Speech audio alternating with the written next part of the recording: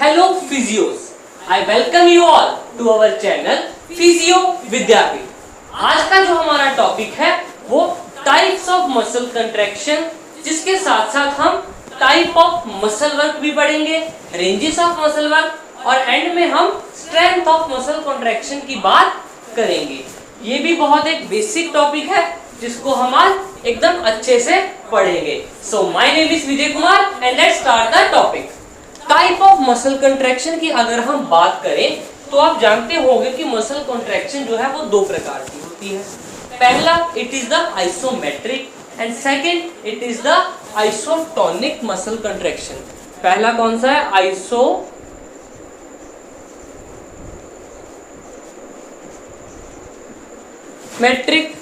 And second is isotonic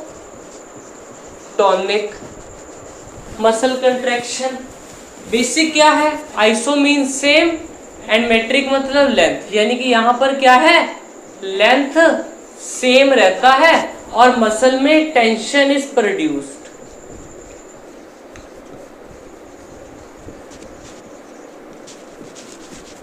यानी कि isometric contraction is defined as the type of muscle contraction in which a muscle tension is produced which is not accompanied by any change in length। यानी कि intramuscular tension muscle में बन गई लेकिन muscle की length में कोई change नहीं आया। इसका जो हम एक एग्जांपल देखेंगे, let me take the another marker. For example this is this is our arm and this is forearm, this is elbow joint. यहाँ पर क्या है, कोई एक वेट उठाया है और मैं उसको बस ऐसे जस्ट पकड़ कर रख रहा हूं, कोई मूवमेंट नहीं कर रहा हूं। इट इज अ टाइप, मान लो ये डंबल है और मैं इसको ऐसे पकड़ के खड़ा हूं। It is a type of isometric muscle contraction. Here force is produced, that is intramuscular tension is produced in the bicep without accompanied by any change in length. वहीं अगर हम आइसोटोनिक की बात करें, यहां पर क्या है, जो टोन है या मसल का जो टेंशन है,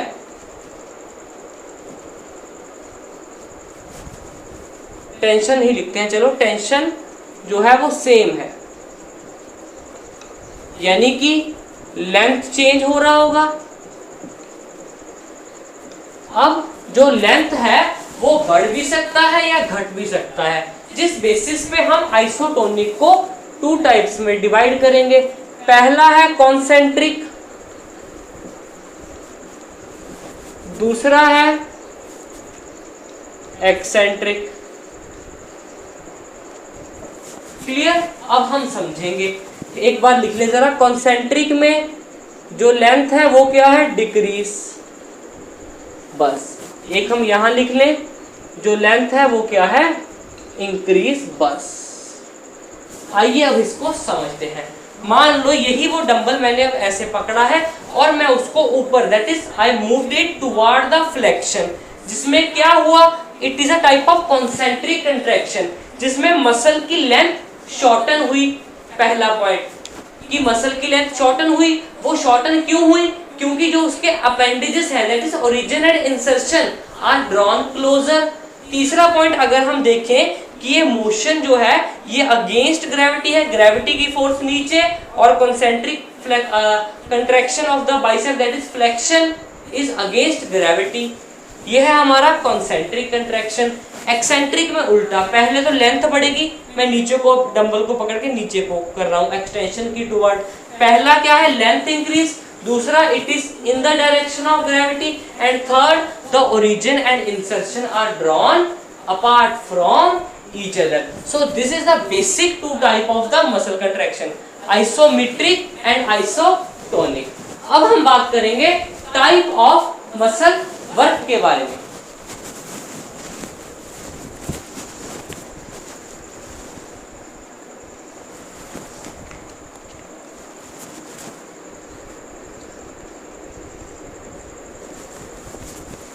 चलिए अब हम बात करेंगे टाइप्स ऑफ मसल वर्क के बारे में। मसल वर्क भी ऐसे ही है।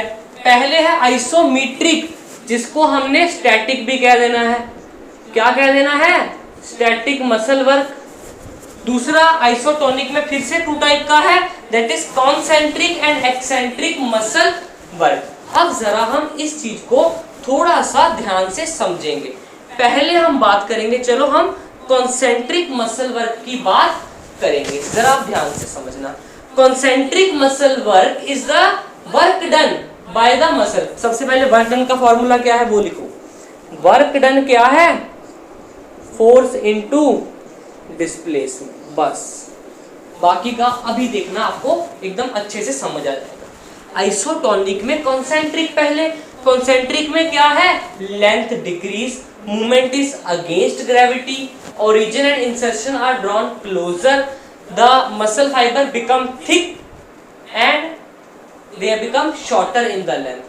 अब यहां पर जो चीज लिखनी है वो क्या है, फिजियोलॉजिकल कॉस्ट। फिजियोलॉजिकल कॉस्ट है जो है वो बहुत हाई है, ठीक है। फिजियोलॉजिकल कॉस्ट जो है वो बहुत हाई है, इसका मतलब हमारी काफी एनर्जी लग जाती है to produce a concentric muscle contraction और to do a work by a concentric muscle contraction. Physiological cost high में मतलब एनर्जी कहाँ कहाँ यूज होती है, पहला तो मसल एनर्जी देखो अब यूज होगी 3 जगह पर, एनर्जी यूज होगी 3 जगह पर। पहला क्या है, मसल का वर्क करने में, plus overcome inertia, initial inertia, overcome initial inertia, और फिर कुछ हीट में। क्लियर। अब देखो कॉन्सेंट्रिक मसल वर्क में जो फिजियोलॉजिकल कॉस्ट है वो हाई है, क्यों, क्योंकि इन तीनों चीज के लिए जो एनर्जी यूज हो रही है उसकी वैल्यू बहुत हाई है।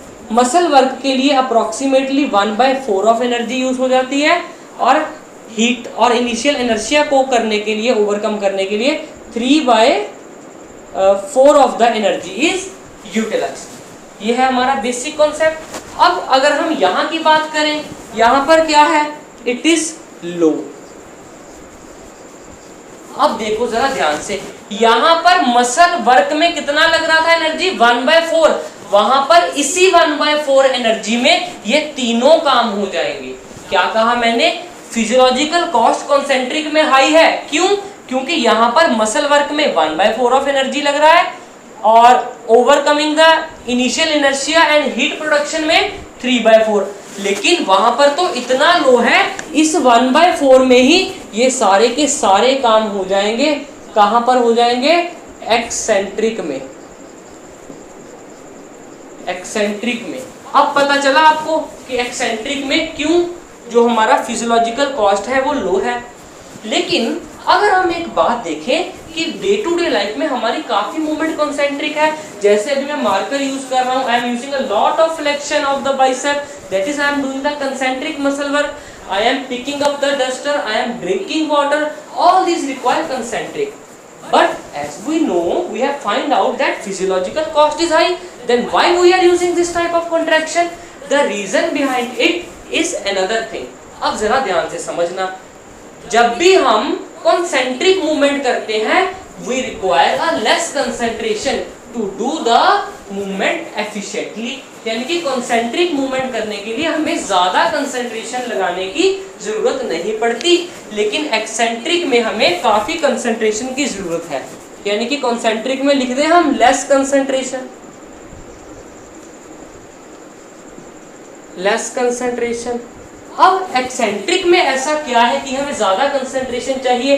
देखो पहली बात, eccentric कहाँ हुआ है, it is in the direction of gravity, यानी कि direction of gravity is also augmenting the eccentric muscle contraction, so the speed of eccentric motion is high, so to maintain it we need to concentrate a lot when we are producing an eccentric muscle contraction.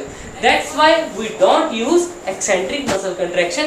We advise or we adapt to do more physiological expenditure, but we still do the concentric contraction. यानी कि अगर हम यहाँ पर अब लिख सकते हैं कि यहाँ पर मोर कंसंट्रेशन, क्यों? So as to control the speed of motion, because in eccentric the motion occur in the direction of gravity.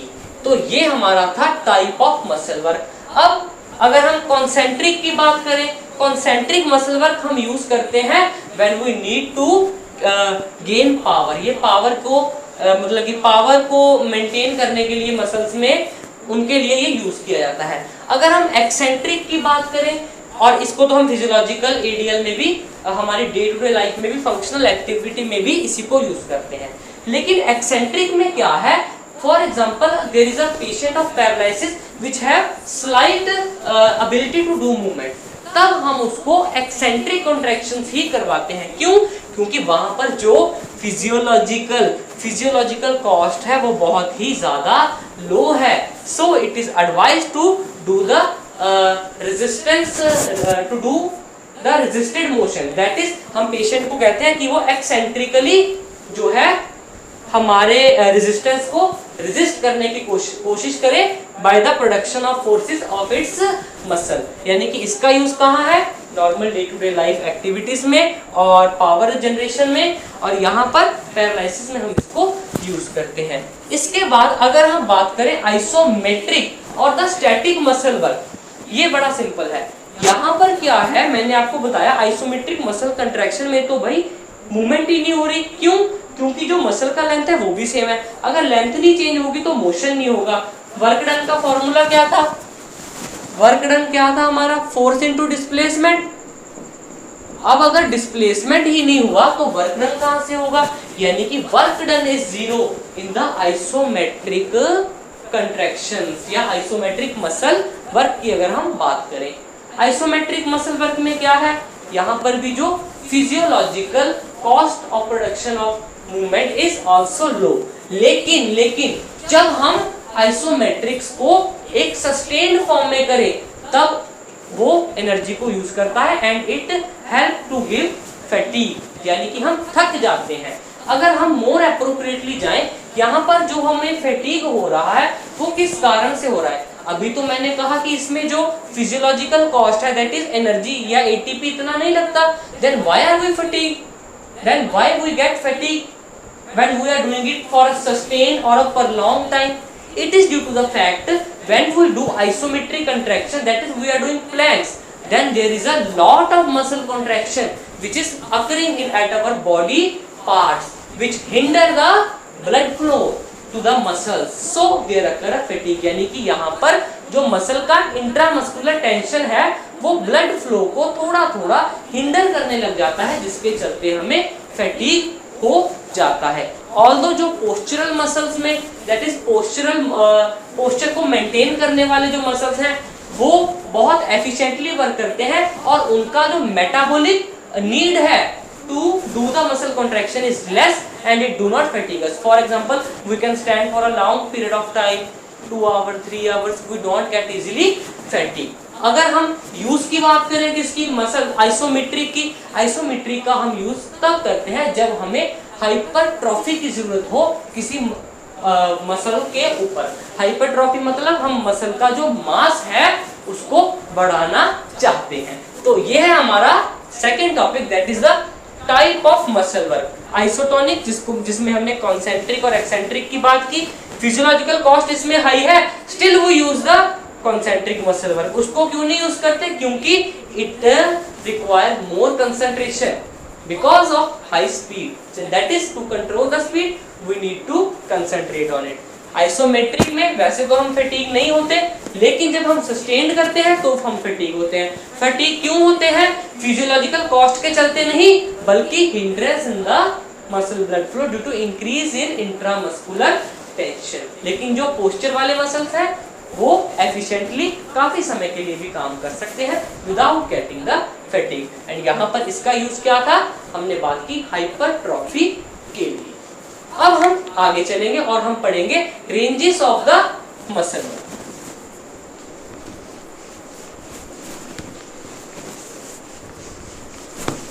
बस इसके बाद हम सिर्फ एक और छोटा सा topic that is strength of muscle contraction को पढ़ेंगे। फिर आज का जो हमारा लेक्चर है वो खत्म हो जाएगा। चलिए अब हमने बात करनी है किसकी, ranges of muscle work. Ranges of muscle work, जरा हमने देखो क्या लिखा है आपके लिए। फुल रेंज, जो रेंजेस ऑफ मसल वर्क है वो 4 टाइप्स की हैं। Full range, outer range, inner range and the middle range. पहले मैं आपको समझाऊंगा। मान लीजिए अभी मैं एल्बो जॉइंट की बात कर रहा हूँ। I am in the full elbow extension, that is my bicep muscle is fully stretched and I do the elbow flexion. That is my muscle move from a fully stretched to fully contracted position. It is a full range.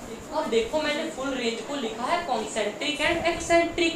Concentric मतलब जब ये full stretched position से full contraction की तरफ आया, full stretched to full contracted position यानी कि extension से फ्लेक्शन की तरफ।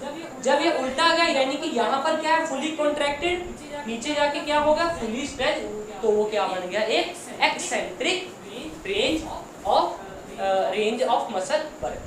अब अगर हम बात करें आउटर रेंज की, आउटर रेंज में क्या है, मान लो अभी मेरा जो एल्बो है ये फुली एक्सटेंडेड है और मैंने यहाँ से यहाँ मूव किया, that is I move from a fully stretched to partially contracted stage. Fully stretch to partially, जब हम फुली स्ट्रेच से पार्शियली आए यानी कि कॉन्ट्रैक्शन की तरफ आए, सो इट इज कॉन्सेंट्रिक क्योंकि मसल छोटा हो रहा है। जब उल्टा करेंगे दैट इज पार्शियली कॉन्ट्रैक्टेड से fully stretch, it will become eccentric range of muscle work. और इनर रेंज की अगर बात करें, from a partially contracted to fully contracted stage, partially to fully contracted, it is concentric. अब अगर इसका उल्टा कर दें, फुली कॉन्ट्रैक्टेड से पार्शियली कॉन्ट्रैक्टेड, तो वो क्या बन जाएगा, एक एक्सेंट्रिक। और लास्ट में मिडल रेंज की बात करें, यहाँ पर जो मसल है वो ना ही अपनी एक मैक्सिमम कॉन्ट्रैक्टेड और ना ही एक मैक्सिमम स्ट्रेच्ड पोजीशन में रहता है, that is it is on the middle range, यानी कि ऐसे सेंटर में बस इतना, जैसे हम normal gestures of the hand को यूज करते हैं टू एक्सप्लेन समथिंग। ठीक है, अब हम इन रेंजेस का यूज देखेंगे कि कहाँ कहाँ हम किस रेंज को यूज करते हैं। फुल रेंज की बात करें, फुल रेंज को हम नॉर्मल एक्टिविटीज में ज्यादा नहीं यूज करते, मोस्टली हम इनको इमरजेंसीज में यूज करते हैं। दैट इज, मान लो अभी मैंने कुछ ठंडे या काफी गर्म चीज को हाथ लगाया, तो I will just do like this, that is I will flex my elbow, that is a full range muscle work. ठीक है, फुल रेंज मसल वर्क। उसके बाद क्या है, आउटर रेंज। आउटर रेंज में क्या था, यहाँ से यहाँ तक, यहाँ से यहाँ तक। इसको हम कब यूज करते हैं, इसको जरा ध्यान से समझना। मान लीजिए जब हम जाके ना पीएनएफ पढ़ेंगे, पीएनएफ में हमारे पास एक टेक्निक आएगी जिसमें हम स्ट्रेच देते हैं जिससे कुछ कंट्रैक्शन होती है, स्ट्रेच देते हैं कुछ कंट्रैक्शन होती है। अब मानो मैं फिंगर के फ्लेक्सर की बात कर रहा हूँ और जो पेशेंट है उसके फिंगर अच्छे से फ्लेक्स नहीं हो पा रहे, दैट इज पार्शियल कॉन्ट्रैक्शन भी नहीं है, तो मैं क्या करूंगा, उसकी फिंगर को पकड़ के एकदम एक्सटेंशन की तरफ लेके जाऊंगा, एक्सटेंशन की तरफ, एक्सटेंशन की तरफ, जिससे क्या होगा, रिफ्लेक्स कॉन्ट्रैक्शन ऑफ मसल होगी। दैट इज यहाँ पर हम क्या करते हैं, so as to do the motions, यानी कि हम पीएनएफ से जो है वो कॉन्ट्रैक्शन को इंक्रीज करने के लिए इसको यूज करते हैं, outer ranges of muscle work को। फिर मिडल रेंज तो मैंने आपको बता ही दिया, सारी हमारी functional activities, functional movement, drinking water, ठीक है, जैसे अभी मैं बात कर रहा हूँ आपके साथ, वो सब हमारा मिडल रेंज में होता है। इनर रेंज में क्या है, यहाँ से यहाँ, ऑब्वियस है, it is helping to increase the range of motion, also it help to increase the ability of extensor muscles so as to act as a stabilizer for the agonist, यानी कि जो हमारे अदर मसल्स हैं which are present near a joint and acting as a stabilizer, वो उनको help करता है और उनको मेंटेन करने में सक्षम है। तो ये है हमारी टाइप्स और the ranges of the muscle work. ठीक है, अब हमारा लास्ट जो टॉपिक है वो है strength of muscle contraction.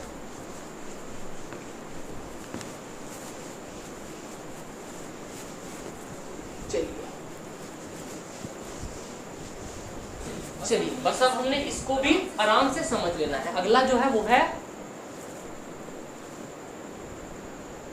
Strength of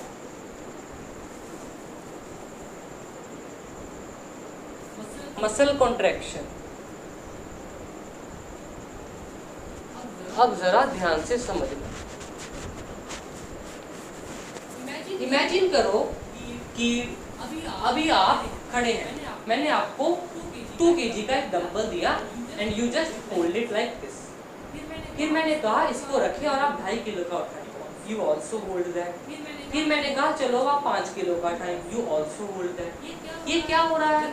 जब मैंने आपको 2.5 kg का एक डंबल दिया, you lifted it, you lifted 5 kgs and similarly you go on lifting and lifting।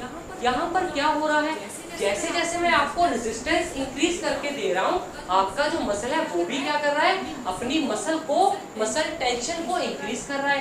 How the muscle is capable of doing so, यानी कि जो मसल कॉन्ट्रैक्शन है उसका स्ट्रेंथ किस तरीके से बढ़ रहा है? मसल कॉन्ट्रैक्शन में आपने एक चीज पढ़ी होगी, वो होता है मोटर यूनिट। मोटर यूनिट, ठीक है। अभी मान लो ये है हमारा एक मसल,